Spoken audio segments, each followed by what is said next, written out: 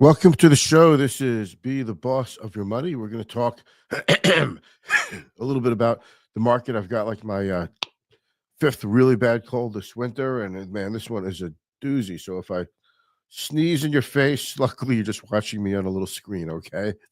But we're going to talk about what happened today, what's happening now, and what's going to happen tomorrow. Is this the bottom of the stock market? Is it time to buy? Is it too late to sell? You have all these questions. I'm going to give you the answers. You might not like them, but we're going to give you the answers and you'll have to make some decisions. But what I don't want you to do is make a hasty decision and let's say, let's just sell everything now and come back later.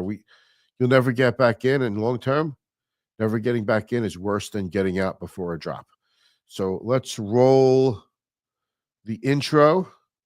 And this is going to be a nice quick one. If whether if you're watching the live or the replay, leave me a thumbs up. If you have questions, ask me in the comments. I love hearing from you.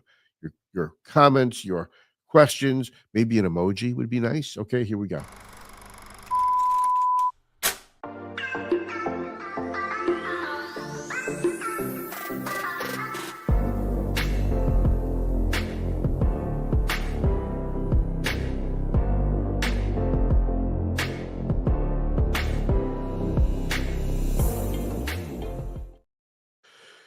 All right, so here we are, day one of the 25% tariffs. Day one. So here we are, day one of 25% tariffs on our two biggest trading partners and key allies, Canada and Mexico. You see the news, you know what's going on. So we need to talk about perspective here, okay? Now, the Dow is down. Show you my screen real quick, okay? The Dow is down 670 points. It's a pretty big down to over 1%. S&P down another 1.22%. And NASDAQ was down a little bit. But for a little while, the NASDAQ started to go up a little bit, but then it gave up the ghost toward the end of the day. Just, the day-end algorithm selling just kicks in and knocks it right down. We are looking at a very deeply negative GDP. Target CEO today came out and said, expect higher prices within days. And consumers are feeling pressured, not spending. Walmart said the same thing. The consumer confidence numbers corroborated that. Downtrends in services, manufacturing. We are experiencing a slowdown in the economy. Could something save it? Is it worth saving? I mean, before you go, how could you ask that? It's a natural thing for economies to have ups and downs. You need downs to kind of cleanse things and get rid of inefficiencies so you could build back stronger. So you could build back stronger for the next rally.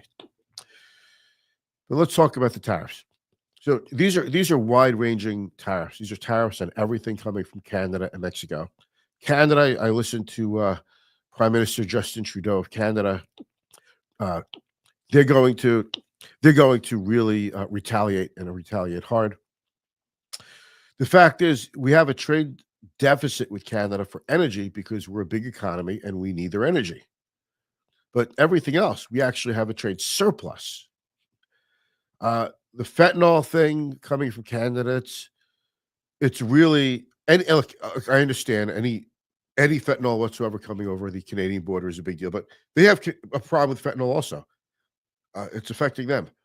And that's a tiny amount that's coming in compared to the amount of fentanyl that comes into the United States from Mexico. However, that's the legal reason for implementing the tariffs. Is it a legit reason? I don't really think so. I don't really know what Trump is trying to get out of Canada. I can't imagine what's so bad about the relationship that we have with this nation. When China and Russia patrol the North Atlantic, we need Canadian Navy and Canadian land access to help monitor that. They're a strategic ally in every possible way. Having said that, it's going to hurt a couple of states pretty badly. Minnesota, Michigan, a few others. Those are the ones. Those are the ones I'm hearing about the most. So I think that even if President Trump comes out tomorrow or next week and says, "Okay, forget it, no more tariffs, don't worry about it. Let's just go back to the way things were," the market would not recover on that because now we have a president who would be just acting on whatever impulse, whatever whim he has. And we've got 4 more years of this stuff of acting on a whim. So Canada says they're going to reciprocate with their tariffs. So Trump says, "Well, now I'm going to even make those tariffs even higher. I'm going to double those already expected tariffs. Well, now I'm going to do this. Now I'm going to do like it doesn't sound like there was any thought behind it. It sounds more like there was just a really big reaction to it and just throwing these around. Let me explain something. If you're very wealthy, paying a little bit more for your products isn't going to really affect you. But if you make three or $400,000 a year, $500,000 a year, even $1 million a year, and how many people make over $1 million, right? If you make 100,000, you're really going to be impacted by tariffs. Okay, you're going to be very impacted by tariffs. So this really hits the population in the pocketbook. I don't think calling off tariffs will help the market or decision makers and businesses because you don't know what's going to come out of President Trump's mouth tomorrow. He might just be mad at somebody else and have another tariff here. Well, now I'm going to tariff you. And it's a very unpredictable way to manage diplomacy and the economy. And it's scaring the crap out of businesses. And now businesses don't want to make decisions. They don't want to hire. They don't want to invest in new equipment. They don't want to build anywhere because they don't even know what's going to happen. So that's why this is such a problem. The problem now is no longer just the tariffs. The problem is the feeling that we're just being guided on one man's everyday impulses and his everyday anger management. And that's why this is such a problem for investors. Will we have inflation? Yeah, tariffs mean higher prices. Now, some people are saying, well, oil is going down quite a bit. OPEC is also going to pump more oil too. That's good. Good. I want oil to go down. But the real driver of oil is that we're going through an economic slowdown, possibly into a recession. And when you have recessions, that is often the reason why the price of energy goes down. Because demand is going down. When you see demand for energy go down, that is not a good sign for the economy. That's a very bad leading economic indicator, very negative economic indicator, leading economic indicator. So these are the things that we're grappling with. Now, I want to answer your question. I see we have somebody up here in the comments. Oh, it's my daughter. Okay, let's see what my Jess says. Hi, Dad. Keep up the amazing work. Love you so much, Jess and Benji, my dog. Okay, thank you, sweetie. So that was cute. So let's talk about what should you do, because I just got off the phone before I jumped on this live stream. I'm thinking of selling. I'm of a certain age. Let me go through a couple of things. Okay, if you are still an accumulator in life, meaning you're pretty much under 50 and you're a natural buyer. What do I mean by a natural buyer? A natural buyer is somebody who buys every pay period because that person's putting money into their 401k plan and they don't stop. So a natural buyer means you're just putting money into your 401k plan. You're not going to stop. You're going to keep doing that no matter what the market does. Always be buying ABB. And for you, the market going down is a good thing. So don't be spooked. Don't get frightened. I know there's a lot of 40-plus-year-olds who've gotten $1 million in, $500,000, $1 million and more in their 401k. Don't let this spook you. You keep putting your money away, keep buying. We shall get through this. All right? We're long-term investors. If you are somebody getting close to needing your money to pay for your bills, now I'm talking someone maybe 60 plus, especially somebody like 65 plus. And these are generalizations. Just because you're 65 doesn't mean you're close to taking your money out of the market. I know a lot of 70-year-olds plus who are managing pretty big, successful businesses. And as far as they're concerned, they're never taking money out of the market unless they have required minimum distributions in their IRAs, because it's just going to go to their kids. They're just, that money's forever because their businesses generate enough income for them to live a nice lifestyle. So having said that, if you're nearer to needing your money, this is why we always preach as you get closer to needing your money, money should start to come out of volatile, risky assets like stocks and start finding its way into more stable assets and income producing assets like bonds, CDs, cash equivalents, T bills. Okay. And if you're following that process, this is no big deal. You'll get through this also. If you're 75 years old and you're in a downturn, it doesn't mean you're not going to need to beat inflation a little bit, or it doesn't mean you have to sell everything. The fact is, you've already moved your money supposedly into cash for your RMDs. You've already got money in T bills because you've gotten ready for this. You've taken money out of the market on the way up, and you're just adjusting to your needs, right? You know, your risk tolerance is determined by your time horizon. So it really depends when somebody says, "Should I sell everything?" No, I'm going to answer this. In almost all cases, I almost never say you should sell everything. Now, if somebody has money and they need all the money in their account to pay for something in the next couple of years, yeah, that person should not even be in the market in the first place because they can't be a long-term holder. And if they're being forced to sell at a certain point everything they have in the market, then they're just subject to the whims of the market. I'll leave you with a very common expression. Common. For me, it's common because I love it. It's one of my favorite expressions.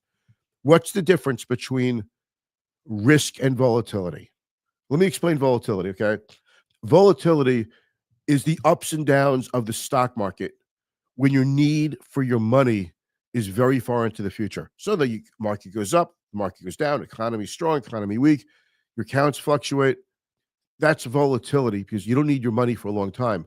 Risk is when you have a need for your assets from the stock market to turn them into cash for your bills. When that's in the near term, that's when that's where the volatility of the market, the downs of the market is risk. When you need the money near term and the market goes down, that's risk because now you're risking a permanent loss of what you had, as opposed to volatility means it's just the ups and downs of the market and you don't need your money yet, so you have time to wait for the market to recover.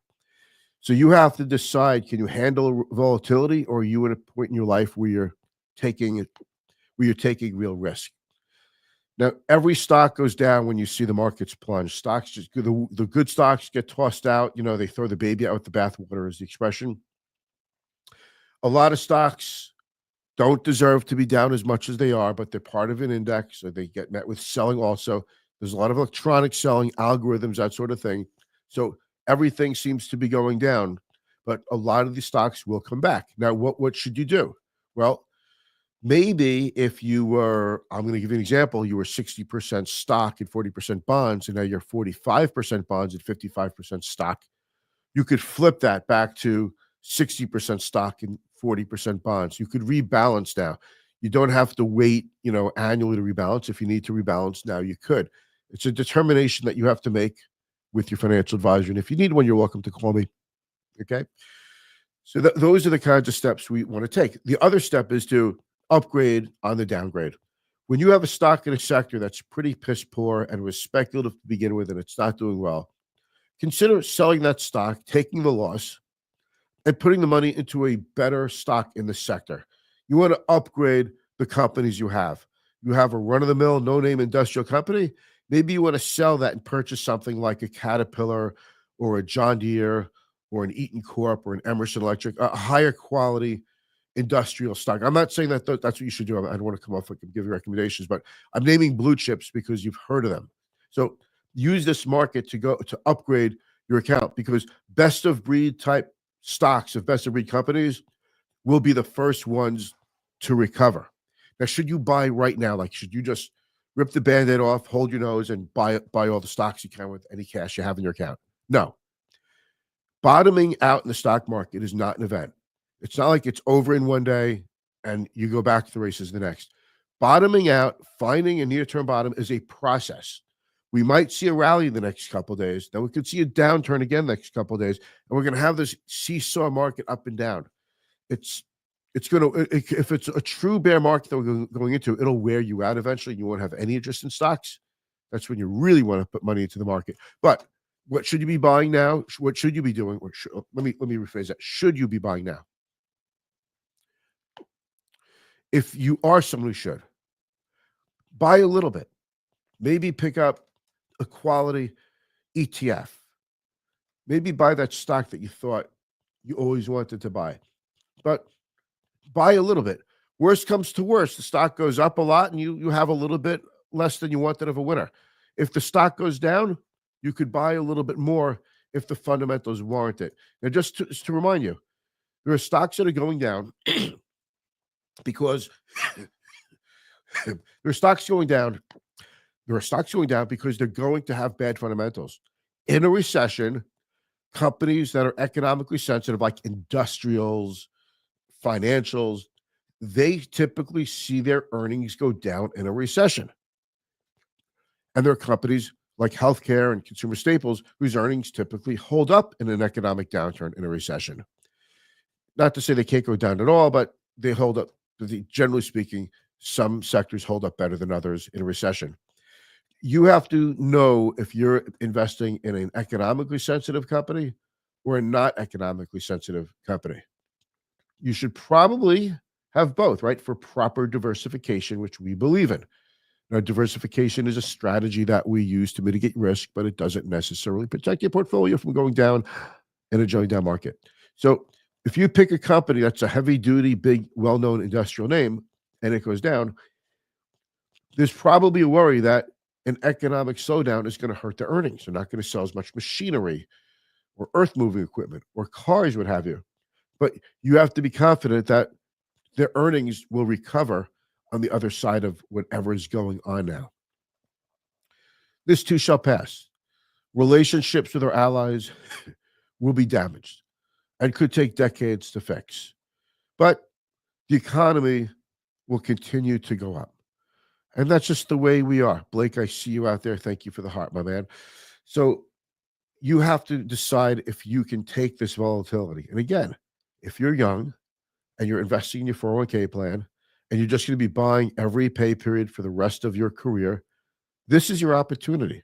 This is the time when you get to say, I bought when the market was down. How many investors do you know who say, oh, yeah, I bought when the market was down like 25 years ago. And, I bought a house when there was a housing recession. And look what happened. Like, how many times do you hear somebody older than you who says, I bought when times are tough and look how much money it's made me. Now you could be that person. You get to be that person. For those of you who are nearing retirement and you're worried, like, I made a lot of money in my portfolio. I'm starting to think I'm wealthier than I maybe am. What should I do? Well, maybe it's time to take some gains off the table. That would be fine. You can't complain about being up a lot in stocks just because they're down from their highs. Funny thing is, people don't look at where they came from when they bought a stock that's up a lot. They only look at where it was from the top, from its peak. But it's not too late to sell. It really depends on your situation. It's not too early to buy. It's not too late to sell. And I could say everything in between. I hope this is making sense to you. Hang in there. You don't have to do anything. I believe this will pass, like they all do. But this could pass from the Dow at 42,000 now. It might not pass to the Dow's at 35,000, or the Dow could go straight back to 45,000. We don't know. And that's why you buy slowly. If you're, again, accumulating assets in a 401k, you're buying every month anyway, so it doesn't really matter, and everything in between. I hope this is helpful, and I hope this gave you perspective. We'll see what President Trump has to say tonight in his speech and his talk before Congress. It could get pretty raunchy, pretty rowdy, so I will definitely be watching it. And hopefully it won't be too embarrassing on the world stage. All right. Have a good night. I'm here if you need me. You know where to reach me. Thank you for watching, and I'll be back tomorrow.